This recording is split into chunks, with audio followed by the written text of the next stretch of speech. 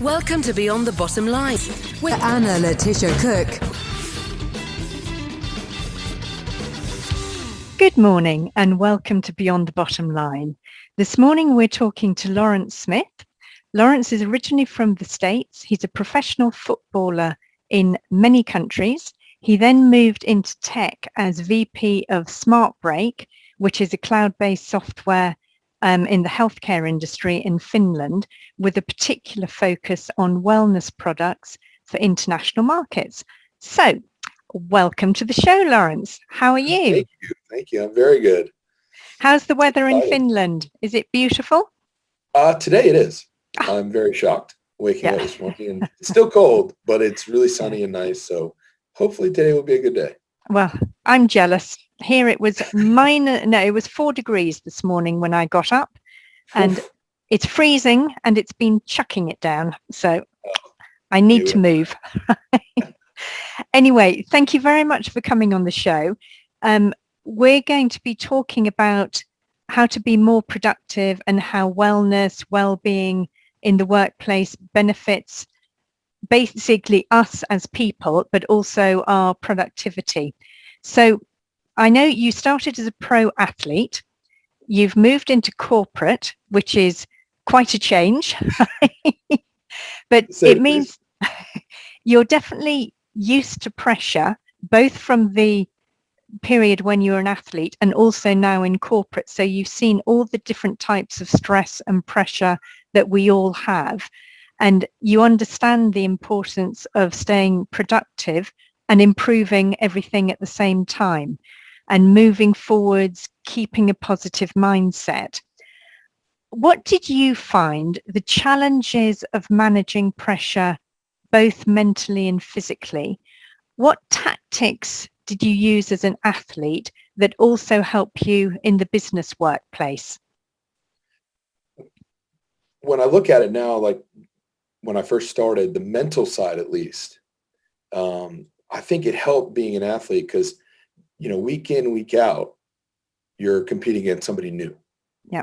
So this idea that you don't really know what's around the corner, obviously you can read about whatever. It's the same thing if you're talking to a company, you can read a little bit about them.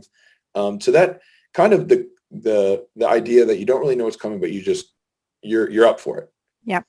So the mental side, I've always been an outgoing person. So I was always, I'm good with people.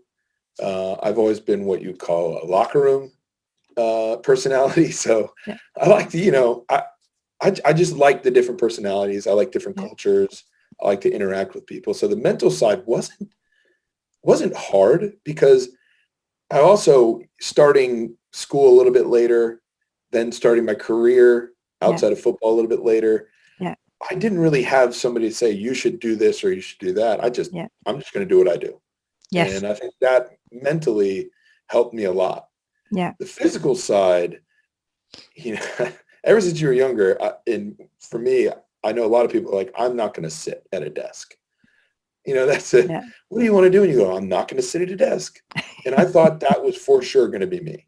Yeah. I was wrong. I think that was the biggest, physical, I was always really fit. Yeah. And then when I sat at a desk, that's when I was like, wow, now I understand when people are complaining about, my shoulders, my back. Yeah. And even then you get these periods where you're just focusing on your task for hours. Yeah. And for me, it was very new. So that the physical part was learning to take time for myself, move a little bit. That was a big eye opener.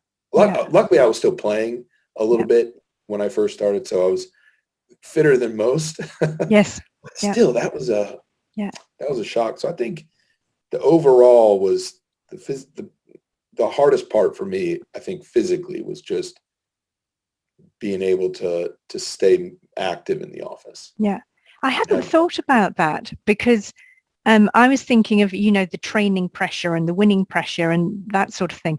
But I hadn't thought from being a pro athlete, 100%, as almost 100% fit all the time, and suddenly coming to being static, that must be an incredible shock.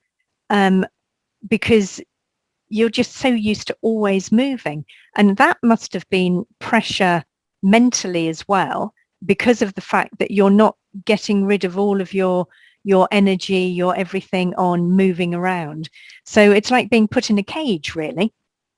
Yeah, and I remember the first 2 weeks, I think it might have been the second or third week, because I've never been like sitting at a desk. Yeah. My shoulders were blasted. I was like, wow, the pain. But I didn't tell anybody. Yeah. I thought, what would they think that I'm this athlete that's working with this wellness and well-being product, and I have all this pain. I'm moving through the day, that was like a real like kind of, hey, now you're in it. Yeah. Now you need to focus, and this is like not just a job where you can sit around and diddle daddle, and this is a real thing. And that I still haven't. I've obviously, now if somebody sees this, they're going to know. But I didn't tell anybody then. And I was like, wow, this is really, that was the worst thing or the most shocking part. Yeah. So it made you realize, it was a real sort of, hammer blow to make you realize, you do need to move, because otherwise you've got so much aches and pains. So, absolutely. And I know I'm always banging on about well-being and holistic success and not just career success. It's one of my obsessive rants that I have all the time because I feel so strongly about it. And I know now that you're a VP for a company who are basically world leaders in the field of digitizing healthcare, not only for well-being and wellness in the workplace, but also you do things for adult and elderly care, mental health services, and child and youth care, which I think is amazing that all of that, you can do so much for all of it. But with Smart Break, which is what I want to talk about, your company's introduced a cloud-based wellness solution, which helps maintain health physically and mentally in the workplace. I know a lot of people will see it and they'll think physical, but we know the link so strong between physical and mental and stress and things like that. So with the experience you've now got with the companies that you're working with, the organizations you're working with, do you find that people and organizations, both in the private and the public sector, are they more interested in wellness and well-being in general nowadays? Or is it still restricted to a very small group of just aware, supportive organizations who maybe have got a CEO that's, awake to it, and that they're organizations that really value their workforce? So what I'm trying to say, is it unusual, or is the general flow going more towards being aware and being more interested? I mean, obviously we're going to have those CEOs and those companies that are very aware, and we'll always have those. I think that a lot of companies are going into that. And we've been seeing now is, I think the pandemic helped people understand what needs to happen. Yeah. And I think there's more focus on, the environmental side of like, what's around us, getting out. So I think I know, let's say 4 years ago when I first started, it was, obviously I was really new into this and I was learning more and more. Yeah. And it seemed like a lot of wellness products were like, not a must have, but like a nice thing to maybe offer. And that was the thing that I think a lot of companies were like, it's not a bad thing. It's, it's just how it is. Yeah. But I think due to, the last couple of years, people are realizing, hey, we need to have a physical side, a mental side. This is an important thing. Yeah. And you can see now there are more articles coming out.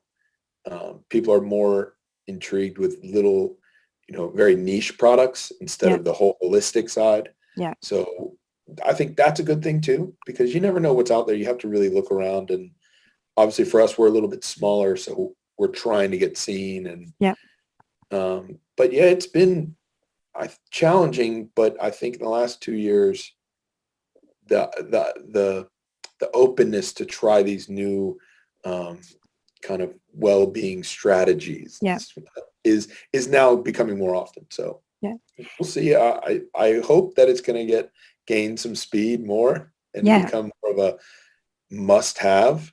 And instead of it's nice.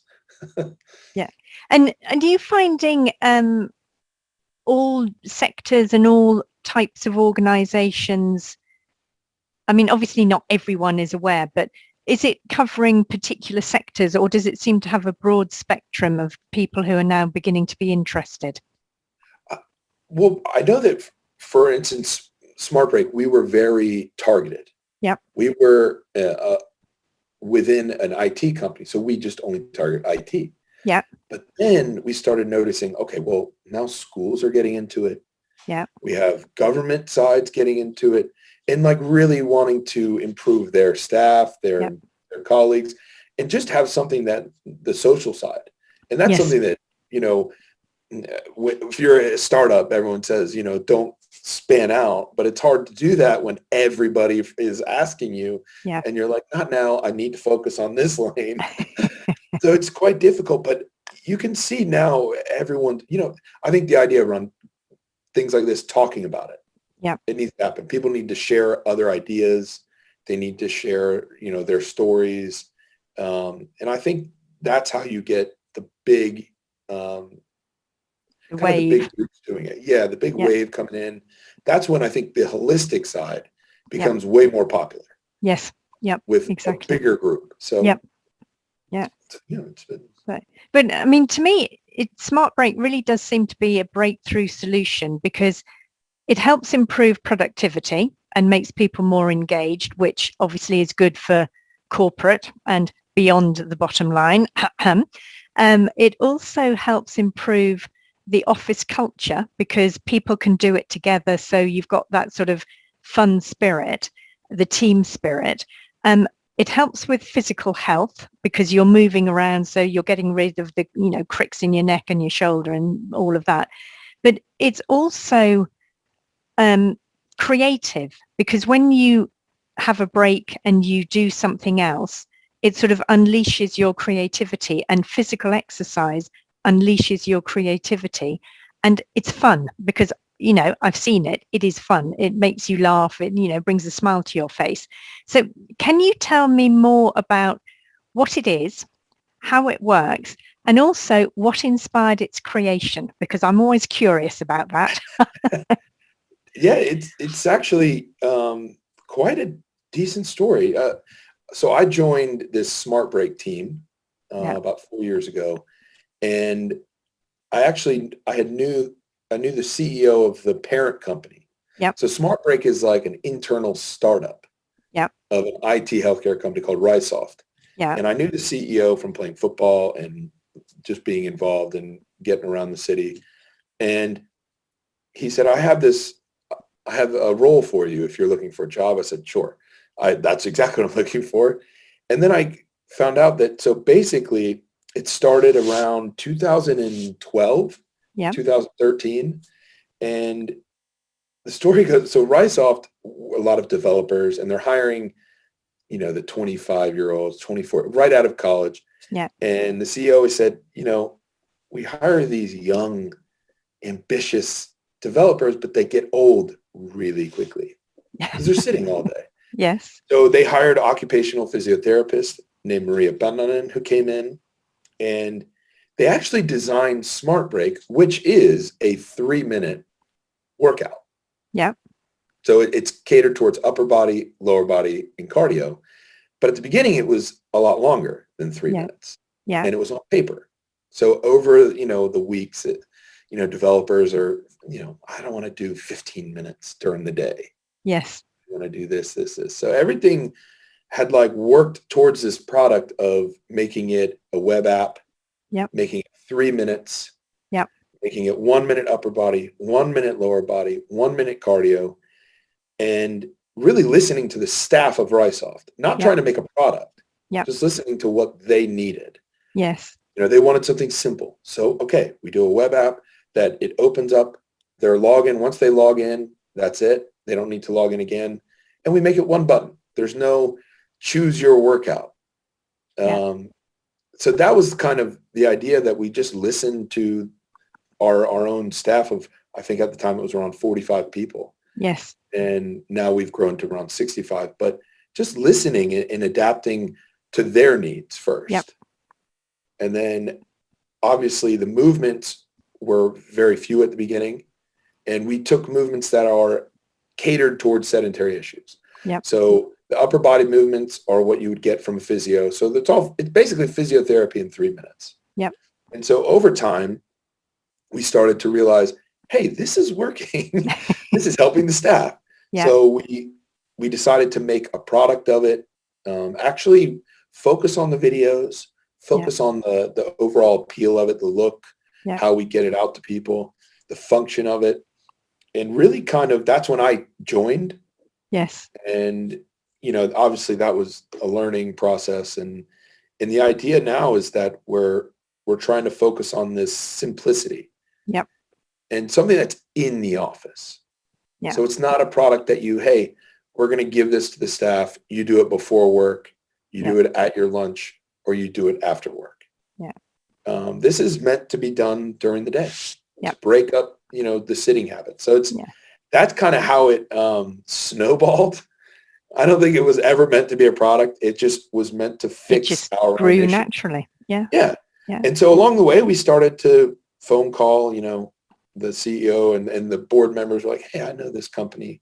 Hey, listen, we're doing this thing. And so then it started to catch on. And, from there, that's kind of how we started. So we're kind of like an internal startup to a much larger company. So it's challenging, for sure. Yeah, but it's I think it's brilliant. And I know you've done a lot of research and scientific research and all of that since to prove that it does, all the good things it's meant to do, which is great, because when you're going into companies, they want to know it's got the scientific approval, the scientific background. But also what I love is the fact that you can have teams doing it together, or, the employees, they can see they don't actually see each other, but they can see that their colleague is doing it or what days they've done it. So you get this fun spirit, this, the team spirit, that you're all doing something nice together. And I think that must have a lot of appeal as well, because your mates in the office, you're like, well, you haven't done yours today. Why not? And it just a little pressure. Yeah. And also it's an excuse mid-morning, instead of going to smoke a cigarette outside or just stand around the coffee machine, you're like, oi, let's go off and let's go and do this together in the tea room or whatever. So people have got the fun social aspect as well, which I think it's, well, as you know, I think it's a very good product. Yeah, it's been great. And I think how we've used it in the past is we do it in other companies. They do it in a coffee break room or a conference room, so that the social aspect is there. Of course, you have people that look at the physical side only. Yes. Hey, I've been sitting, I want to do, but it's 3-minute break. It's exactly, it's a smart break. Yeah. So we have some people that use it as I can just be with my colleagues for, a break. But then it's kind of now turned into this remote work. Yes. Because, some offices aren't together. So now we have to kind of reword and help, because it is kind of useful in that way, that you can even be home or in a different city doing it together. So I think we didn't intend, obviously, for that to be like that, but it worked nicely. It worked out. Yeah, it's brilliant. But also the fact that it's 3 minutes, you can go and put the kettle on, do your 3 minutes, the kettle's boiled, ready to make your tea or your coffee or whatever. So everything fits. But anyway, I know one of the things that I also find interesting is it's Nordic. And so from a foreigner's point of view, I think it's very telling that this solution is a Nordic development, because often you get the good aspects of work, of health, of positivity, caring about fellow beings, the true quality of life, all of those priorities are always associated with Nordic countries. So do you think this has had an impact, and what sectors have you found have shown most interest, and what countries? Because I know you're in several countries. So what have you got from them, and also what impact have they found it has had? You know, have they come back and said, well, this has really helped productivity, this has really helped happiness? What feedback have you got? Yeah, from the start, we've been really focusing on the Finnish aspect of it. Yeah. Luckily for us, in the US and in the UK, Finland was in a lot of news and a lot of TV show. So the idea of this, you know, healthy living, a country that's doing it well in all aspects of social to governmental things. So it's one of those things that we definitely played off of. Yeah. Because that's what we were. We were a finished product. Yeah. And I think going into the different markets, that was our main focus, was that, you know, we are developed through a Finnish like care system with 4 employees. Yeah. And going, you know, the different sectors that we're now in, obviously Finland has been a big part of us growing. Yes. And I think that helps just because we're home. It's a home product. Yeah. But I mean, sectors like Sweden, they actually have something similar called fika, which is like a coffee break. So naturally, that was the next progression. Yes. And that's been doing well. But, you know, when we first started, we wanted to be more of not just this like company or product that just pushes this 3-minute only. We wanted to, you know, we're not the end all be all. Yeah. We're not here to get you super fit. Yeah. But we're here to help with small problems or small issues. Yeah. But we believe in, you know, eating right, going outside. So we always wanted to voice that and show that in our marketing. And luckily for us, you know, Australia is a huge wellness industry there. Yeah. They were interacting quite a lot with us, and, you know, we were looking at partners there. And then you have the U.S., which everyone knows is one of the biggest markets out there. Also, one of the hardest to get into. Yeah. But it's so big, and there's so many people that are interested in this Nordic living. Yeah. And then the UK, we've had some customers there, so it's been interesting to travel to these and hear what they think wellness is like. Yes. Or what their interpretation of what a corporate wellness product should be. And it's, for us, I think it helped being the Finnish company. Yes. Even though we're this up and coming startup, I think it's starting to kind of tick boxes for people that, hey, this is, you know, they know what they're doing. Yeah. I know.